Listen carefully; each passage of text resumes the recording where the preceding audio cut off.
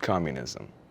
The implementation of this political ideology has had its ups and downs. You see, people are just truly convinced that if the government runs every aspect of your life, your wants, your needs, economy, jobs, that the country will prosper as a whole, right? So some people in Russia decided that, hey, we should actually do this. Soviet Union was born. A couple other countries are like, hey, you guys are right. We should do communism too. So once upon a time, the Soviet Union annexed a bunch of countries and they all became satellites of the Soviet Union. Now these countries are like, hey, I don't really like this no more. But the Soviet Union was like, did I ask? And the Soviet Union, the USSR, lived happily ever after. Psych. It fell apart. And in this video, we're going to explore the dissolution of the Soviet Union as I interview key people who contributed to the fall of the Soviet Union.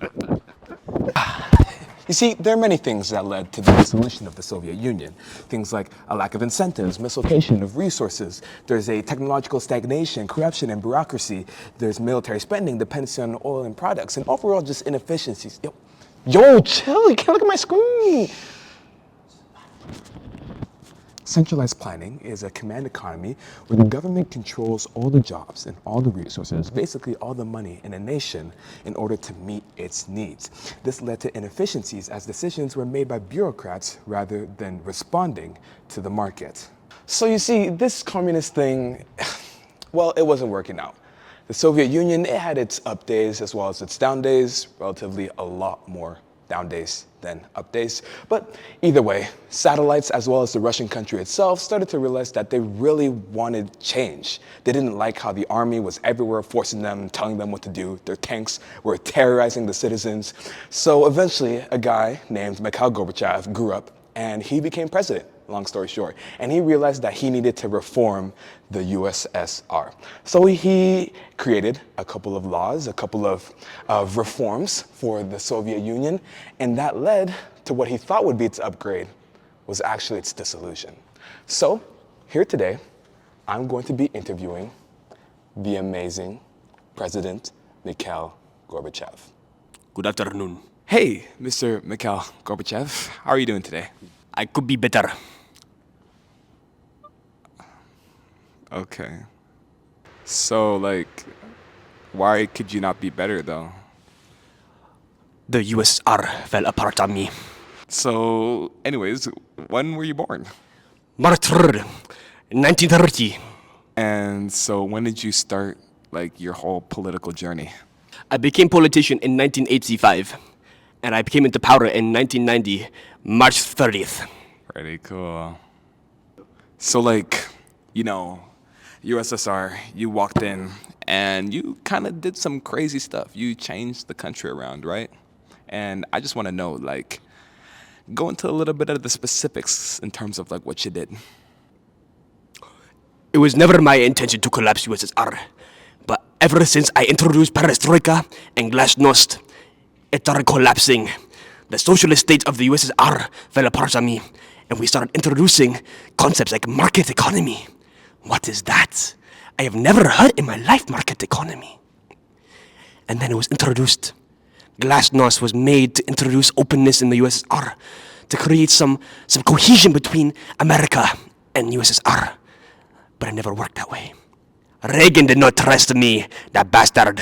So then what are your plans looking like for the coming next days? I plan to stop off and introduce new system to Alberta. Communist. So what else are you gonna be up to, Mr. Mikhail Gorbachev? I'm very glad you asked. I plan to reinstate communism into Albertan society. There is no left-wing ideology, only right-wing. Communism is supposed to succeed in Alberta. No left-wing. Okay, this interview is over.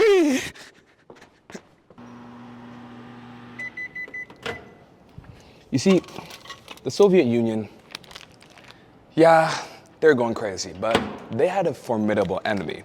This formidable enemy was, at the time, and still today, the greatest superpower in the world, America. Hell yeah, brother. God bless America, whatever he said. But anyways, There are presidents that came up, presidents that came, presidents that's left, and no one quite had an impact like the Ronald Reagan. I said the Ronald Reagan, President of the United States of America, fighting against the Soviet Union. I am here, folks, to interview the Ronald Reagan. All right, everybody. We're now going to start this interview. I got the official President Reagan in the house with me. Can you please say hi, Reagan? Hello, America. Hello. So basically, we got to talk about what you was up to with like the Soviets and whatnot and how you dealt with them. Because as I remember, you were like pretty tough on them, hey? Yes, sir. As a former president of the United States, we sought out to defeat communism as a choice, not as because we needed to, because we wanted to. And so basically, because you were so tough on communism and whatnot, you basically like, I heard there was like this season of like détente that they were in where they weren't really like doing anything. Things were like stagnant and whatnot. But like, what did you do exactly to bring, the Cold War out of its season of détente? Well, as a former president of the United States, what I did was I introduced a new ballistic missile system that kind of propulsed them to like fight us more. So you escalated the arms race is what you're trying to say? Yes, sir. As a former president of the United States, yes, I did. Okay. And what exactly was that called? What was that thing called? It was called the SDI. And the purpose was it so that we have something to fight against the communists in case they ever decide to attack. Which, at the time, they weren't deciding to, but just in case. Right. So SDI, I heard like the inspiration was Star Wars. Can you go a little bit into what it looks like? That's exactly how it sounds, Star Wars. So I heard like you had some like machines out in space, right? And what was the purpose of those machines out in space? Well, the point was to detect nuclear missiles if they were ever ejected from Russia. And from there, we could have some sort of system to defeat, knock them down out from the sky in case they ever did. Right. As a former president of the United States. Right. And you never actually did it, though, apparently. Right? No. As a former president of the United States. Tough. Well, eventually, though, you did communicate some sort of treaty with Mikhail, didn't you? As the former president of the United States, yes, I did. We started up our INF program, which was the first of many. And then later on, my predecessor started START and New START later in 2020, around there. And it's going to expire in 2 years. Wow. Letting you know. That's crazy. Now I gotta ask, what's it like being reincarnated as an 18-year-old Asian boy?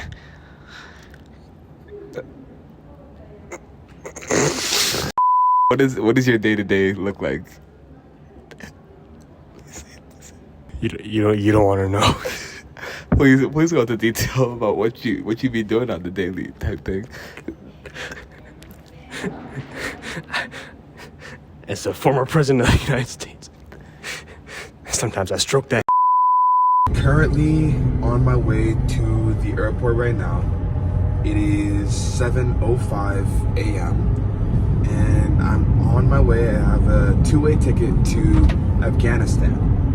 And essentially what I'm going to be doing there is I'm going to be interviewing a war veteran that fought in the war. Can't say I'm not nervous, but I will be taking every precaution I have. So, wish me luck, guys.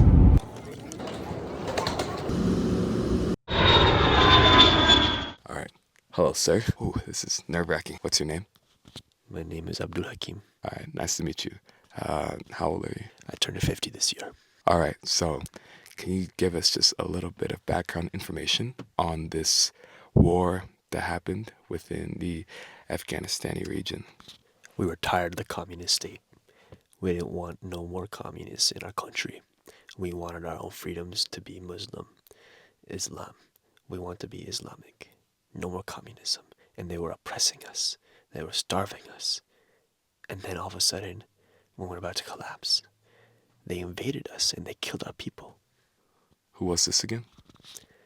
Russia, Stalin and his country, they invaded us, him and his men.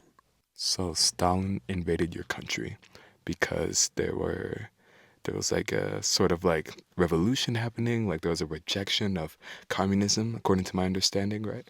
Yes, they were suppressing our right to be Islamic. They said no more Islam, no more religion. And we rejected that. That is our way of being, and they took that away from us. All right, so I'm guessing you're one of the insurgents that fought in the war? Yes, I led my own group. Many of them died. It's my understanding that you guys also had a very powerful ally on your side. Can you tell me about them? We did. We had the Americans, and they are providing us weapons. All these guns to fight Russians. But it wasn't just for that. They did it for their own cause. They wanted us to be their bidder and killed the Soviets for them because they didn't want to do it themselves. So it was some type of proxy war, you're saying? Exactly, a proxy war. Wow. And this was it the CIA that was funding all of this? Is that what's going on? It was the Nixon administration. They were funding us the whole time. I see. They're giving you weapons, ammunition. They're giving you everything that you need in order to fight against communism. Is that my understanding? Exactly. And they didn't want to use their own American troops, so they used us instead. I see. You're hearing that, folks. There's a whole lot of conspiracies going around in Western society about this, but it seems like you know the deets. You've been inside of it. You fought the war. You survived. And now tell me about the country today. The country, now the Americans invade us. They invade us after they give us weapons. They tell us that we have too many weapons. What's up with that? Yeah, the Americans are crazy. But hey, CIA is going to keep funding insurgents, especially to kick out communism and anything to do with it, because they're in a Cold War. Thank you so much for your time. And then, in August 1991, hardline members of the Soviet government attempted a coup against President Mikhail Gorbachev. The events leading up to the coup included economic and political turmoil in the Soviet Union and Gorbachev's reforms that aimed at liberalizing the country. The coup plotters, fearing the loss of power and the dissolution of the Soviet Union, sought to oust Gorbachev and impose martial law. However, their attempt failed due to widespread popular resistance, including mass protests in Moscow and support from key figures within the government and military. Gorbachev was reinstated, and the coup collapsed within 3 days. The failure of the coup accelerated the dissolution of the Soviet Union as it emboldened independence movements in the republics and weakened the central government's authority. Finally, the formal dissolution of the Soviet Union occurred on December 26, 1991, when Gorbachev resigned as president and the Soviet flag was lowered from the Kremlin for the last time.